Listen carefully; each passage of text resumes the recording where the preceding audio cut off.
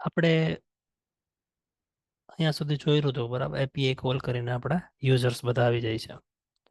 હવે જે રીતના એપીઆઈ કોલ કરીએ એ ઓકે છે, એમાં કંઈ પ્રોબ્લેમ નથી. બટ એક બીજું અલ્ટરનેટ વે છે અને મોસ્ટલી એ વધારે યુઝ થતો હોય છે અપ્રોચ. તો જે રીતના એપીઆઈ કોલ આપણે કરેલું છે એની વાત કરું છું. તો એ કઈ રીતના બેટર થઈ શકે એ જોઈ લઈએ. તો અહીંયા આપણે જો કે એક્સિયોસ ગેટ કરેલું છે ને, જ્યારે રિસ્પોન્સ આવે ત્યારે આપણે ફંક્શન અહીંથી પાસ કરીએ. ફોર એક્ઝામ્પલ આપણું યુઝર્સની અંદર બરાબર, જ્યારે આપણો રિસ્પોન્સ આવે એટલે આપણો જે સેટ ફંક્શન અહીંયા પાસ કરતા હતા અને સેટ ફંક્શનથી આપણે જે બી એપીઆઈ નો ડેટા હોય એ આપણે અપડેટ કરતા હતા. હવે બીજું એક બેટર વે છે. બેટર વે કઈ રીતના? તો પહેલા તો આપણે અહીંથી એન્ડ પોઈન્ટ મોકલીએ છીએ, એન્ડ પોઈન્ટ અહીંથી મોકલવાનું બંધ કરી દઈએ, કેમ કે બધી એપીઆઈ ને એન્ડ પોઈન્ટ આપણે મોસ્ટલી ફિક્સ જ હોય બરાબર. તો અહીંથી હું આ કાઢી નાખું. હવે એન્ડ પોઈન્ટ છે ને, હું અહીંયા એક વેરિયેબલ લઈ લઉં કે એન્ડ પોઈન્ટ, બરાબર. તો આ પહેલું ઇમ્પ્રુવમેન્ટ. એટલે હવે અહીંયા આપણે આર્ગ્યુમેન્ટ મોકલવાની જરૂર નથી. પછી સેકન્ડ વસ્તુ, અપડેટ અહીંથી કરવાની જરૂર નથી હવે, કેમ કે અપડેટ આપણે અહીંથી રિટર્ન કરશું બરાબર. એટલે આપણો ટાર્ગેટ એવો છે કે આપણે અહીંથી આ જે આખો ડેટા આવે ને, રિસ્પોન્સ ડોટ ડેટા ડેટા, આવું આપણે અહીંથી રિટર્ન કરીએ બરાબર. રિટર્ન કરીએ તો પછી કંઈ અપડેટ કરવાની જરૂર નથી. હવે રિટર્ન કરતા હોય આપણે, તો આપણે ઓબ્વિયસલી એવું કંઈક કરવું પડે, એ અહીંથી કેચ કરવું પડે. તો હું એમ કહું કે ભાઈ રિઝલ્ટ્સ, અને હવે અહીંથી આપણે આ ફંક્શનની મદદથી અપડેટ કરશું, એટલે કે રિઝલ્ટ્સ. હવે જે આપણે નોર્મલી કરતા હતા, અને હવે અહીંથી આ પણ પાસ કરવાની જરૂર નથી. હવે એક કન્સેપ્ટ છે એસિંક અવેઇટ કરીને, કે એપીઆઈ કોલ કરીએ આપણે અહીંથી બરાબર, અહીંથી ગેટ રિક્વેસ્ટ મેં કોલ કર્યું. તો આપણે અત્યારે અહીંયા આ ફિક્સ રાખ્યું છે. એટલે હું એવું કરું કે ભાઈ સ્ટીલ મારે અહીંથી એક પાથ તો આપવો જ પડશે. પહેલા આપણે કોડ ફિનિશ કરી લઈએ પછી સમજાવું. એટલે નવો સિન્ટેક્સ પ્રમાણે છે ને, આપણું આવું આવું કંઈક થશે કોડિંગ, કે એક્સિયોસ ગેટ આ બધું as it is end point બરાબર. એટલે એન્ડ પોઈન્ટ છે, પણ પાછળ યુઝર્સ છે ને એ બધામાં બદલાતું જાય, કેમ કે ઘણી વાર યુઝર્સ હોય, ઘણી વખત પોસ્ટ હોય બરાબર, એવા ચેન્જીસ હોય. તો અહીંથી હું આ કાઢી નાખું અને એ વસ્તુ પાથમાં મોકલીશ. એટલે એન્ડ પોઈન્ટ પ્લસ હું કરીશ, હવે અહીંયા હું બેકટિક યુઝ કરી શકું એકચ્યુઅલી જાવાસ્ક્રિપ્ટમાં કોન્કેટિનેશન બરાબર. તો કે ભાઈ એન્ડ પોઈન્ટ, અને હવે સ્લેશ તો પાછળ છે એટલે મારે સ્લેશ કરવાની જરૂર નથી અહીંયા, અને હું સીધું કરી દઈશ. આમ તો સ્લેશ કરીએ થોડુંક સારું રહેશે. તો અહીંયા આપણું યુઆરએલ પ્રોપર લખી શકીએ સ્લેશ, અને જે પણ પાથ, પાથ એટલે કે જે યુઝર્સ જે આપણે પાસ કરશું એ આવું. અને એ આપણે ફાઇનલી અહીંયા કીવર્ડ લખશું નવું અવેઇટ, જે થોડી વારમાં સમજાવું. અને એ આપણે એક ફાઇનલ રિઝલ્ટ કરીને બનાવી શકીએ, જેને આપણે અહીંથી ફાઇનલ રિઝલ્ટ, અથવા તો આપણે રિસ્પોન્સ નામ રાખવું હોય તો એ રાખી શકીએ. તો રિસ્પોન્સ ડોટ ડેટા જેને આપણે રિટર્ન કરશું.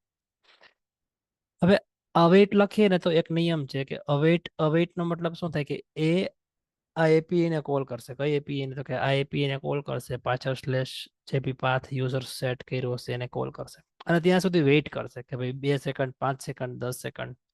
આનો અવેઇટ નો મતલબ એમ થાય કે ત્યાં સુધી વેઇટ કરશે, અને જ્યારે એને રિસ્પોન્સ મળશે ને પછી જ એ આમાં નાખશે ને પછી જ આગળ વધશે. એટલે આ લાઈનનું જ્યાં સુધી રિસ્પોન્સ નહીં આવે ત્યાં સુધી એના પછીની લાઈન છે ને એ એક્ઝિક્યુટ નહીં થાય બરાબર. એવો નિયમ અવેઇટનો.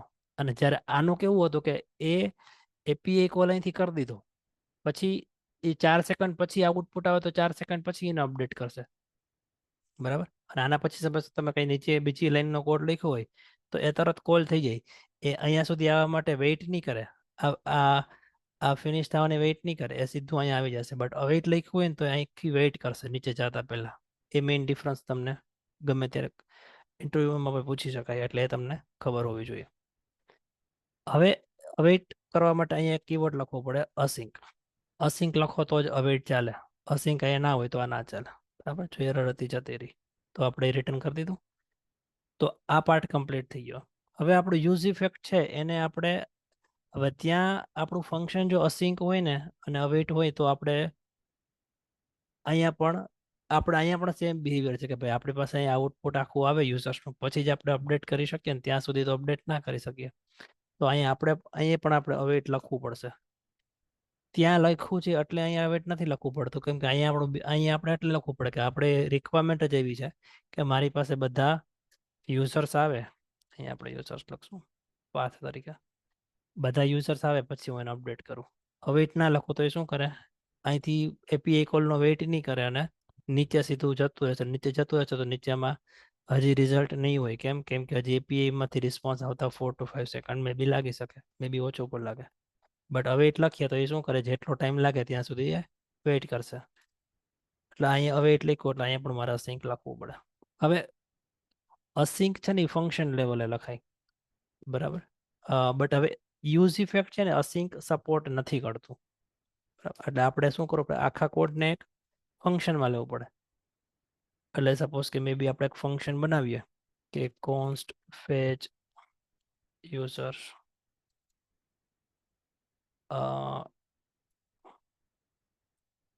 અને આપણે આ કોડ છે ને એ ત્યાં નાખી દઈએ. ઓકે, અને આ ફંક્શનની આગળ અમે હંમેશા હવે અસિંક છે ને એ ક્યાં લગાડશે, ફંક્શનનું જે પેરેન્થેસિસ હશે એની આગળ લાગશે. ઓકે, હવે આ જે ફંક્શન આપણે બનાવ્યું એને આપણે નીચે અહીંયા કોલ કરી લેશું. આવું શું કામ કરવું પડ્યું અગેન, કેમ કે યુઝ ઇફેક્ટમાં આપણે ફંક્શનની આગળ અસિંક ના લખી શકીએ, એ રિએક્ટ સપોર્ટ નથી કરતું, બરાબર. એટલા માટે આ વસ્તુ કરવી પડે. તો ઓકે, જોઈ લઈએ આ સ્ટીલ વર્કિંગ છે કે નહીં. તો હું રિફ્રેશ કરું, બરાબર. એક પેજમાંથી બીજામાં જઈએ, સ્ટીલ આપણું આઉટપુટ એઝ ઇટ ઇઝ આવે છે, કંઈ ફેર નથી. દેટ મીન્સ કે આ જે નવી સિન્ટેક્સ છે એ આપણી પ્રોપરલી વર્ક કરે છે. તો આ પ્રેક્ટિસ તમે મોસ્ટ ઓફ પ્રોજેક્ટમાં જોશો, બટ આ અપ્રોચ એ રોંગ નથી. એટલે આ અપ્રોચ મેં તમને બતાવી દીધો અને આ પણ બતાવી દીધું. તો તમે જે જગ્યાએ નવા ફંક્શન બનાવેલા હોય, get, post, put, patch, delete, એ બધાની જગ્યાએ તમે આ મિકેનિઝમ જે અપ્લાય કરી દેજો. Thank you.